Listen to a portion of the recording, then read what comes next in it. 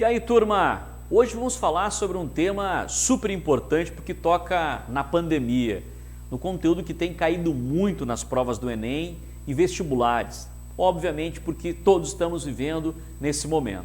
Então, algumas características para a gente lembrar sobre vírus. Vamos lá, vou fazer algumas aulas para revisar esse conteúdo. É super importante você ir para a prova e assistir essa aula e fazer os testes e tirar as suas dúvidas. Primeiro, vírus não são formados por células, não são procariontes nem eucariontes. Eles são seres acelulares.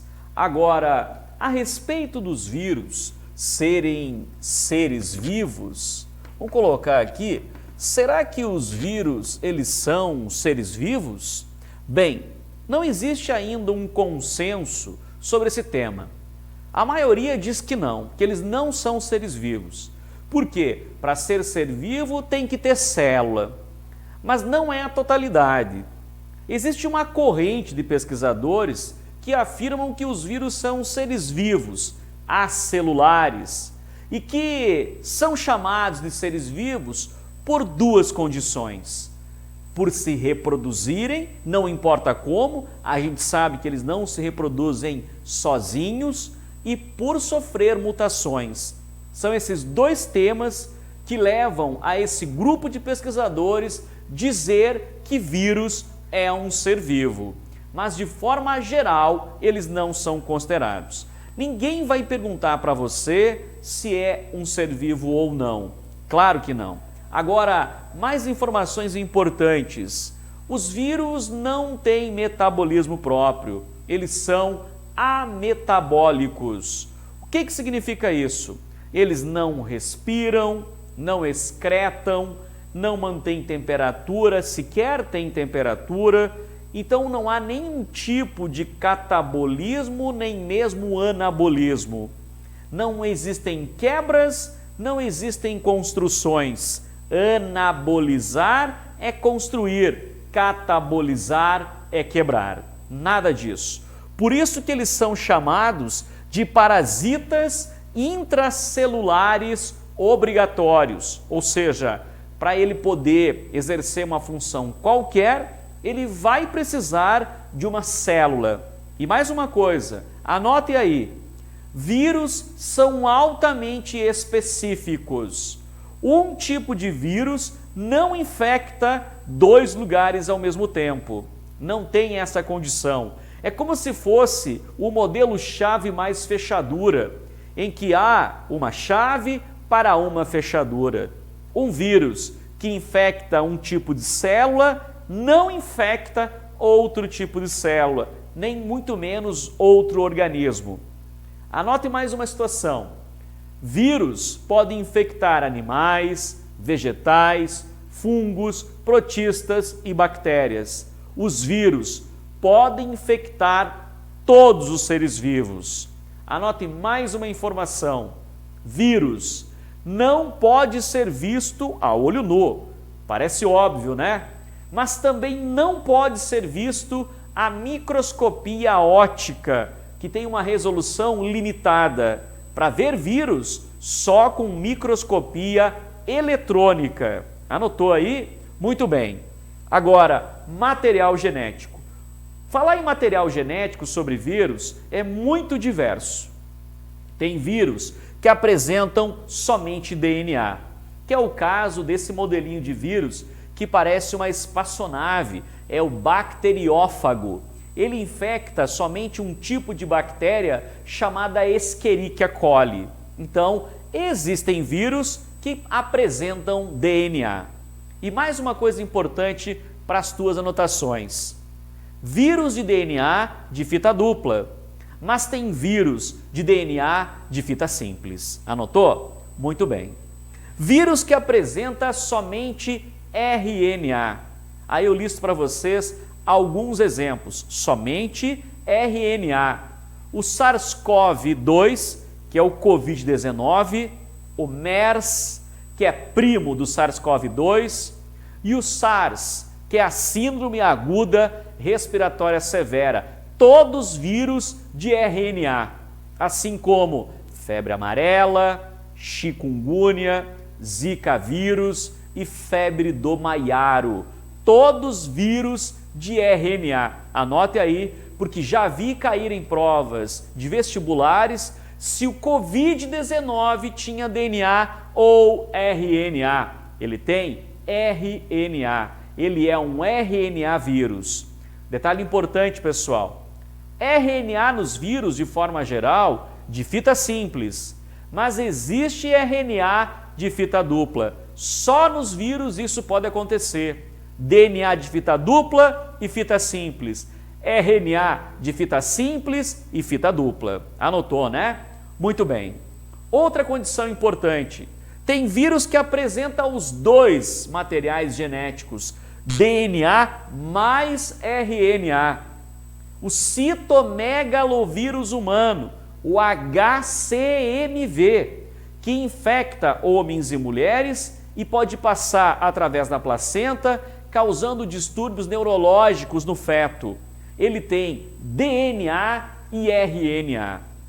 O que mais? Vírus que apresenta RNA mais transcriptase reversa. Eu coloquei como TR, transcriptase reversa. É uma enzima que utiliza o modelo de RNA para produzir um DNA cópia, o que acontece com o HIV. Então, em matéria de material genético, os vírus apresentam tudo, todas as relações possíveis. Anotou tudo? Muito bem. Outra informação importante, pessoal. O que é um vírion? Um vírion não é a mesma coisa que um vírus. Um vírion é um vírus inerte ou cristalizado. Esse vírus inerte ou cristalizado é aquele vírus que ainda não infectou. Não é um vírus infectante. Por exemplo, uma pessoa contaminada com SARS-CoV-2, o Covid-19, se ela eliminar vírus na saliva, esses vírus estão fora da célula. Então, o que você tem ali não é vírus, mas sim vírions. Anotou, né? Vírion é aquilo que ainda não está parasitando uma célula. Se já estiver, tecnicamente você chama ele de vírus. Muito bem. Prion, outra palavra importante dentro da matéria sobre vírus, para você revisar. Prion não é um vírus, é uma partícula proteica viral e capaz de produzir uma doença.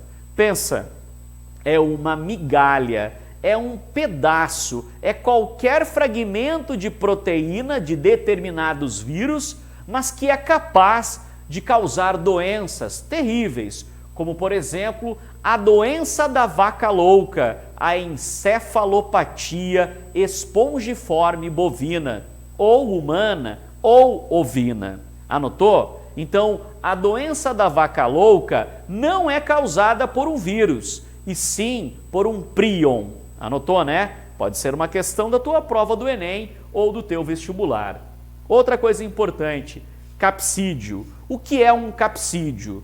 Um capsídio é formado por proteínas, é a parte do vírus formada por proteínas. Veja nesse meu esquema aqui, eu tenho dois modelos de vírus, um esférico e aqui o bacteriófago, e esta parte interna aqui é o capsídio, é formada por proteína, basicamente por proteína. Então, capsídio é formado por proteína.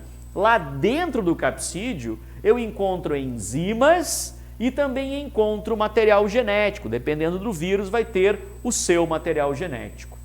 Atenção, atenção! Núcleo capsídio. O que é o núcleo capsídio? Não é núcleo, porque vírus é acelular. O núcleo capsídio é formado pelo capsídio deste vírus mais o material genético. Por exemplo, se você pegar o capsídio desse vírus e o seu material genético, você vai chamar isso de núcleo capsídio. Anotou? Muito bem. Outra característica importante são os vírus envelopados. Vírus envelopados. Nem todos os vírus são envelopados, pessoal. Vírus envelopados, para você anotar agora aí nas tuas anotações. SARS-CoV-2, Covid-19, MERS, que é o SARS do Oriente Médio, o SARS, que é o da Síndrome Aguda Respiratória Severa, envelopado, febre amarela, envelopado, chikungunya, envelopado, Zika vírus, envelopado, anotou, né? São vírus que apresentam um envelope, dentro um capsídeo e lá dentro o material genético. E detalhe, pessoal, só para você aí da plataforma estudar é muito bom. O envelope desses vírus é formado por resíduos de membrana plasmática da célula que esse vírus utilizou para se reproduzir. Isso ajuda muito esses vírus a entrar na célula sem ser reconhecido. Isso é super importante, anote, mas não esqueça de assistir a próxima aula. Vamos continuar a falar sobre características gerais sobre vírus. Valeu, até mais, tchau, tchau!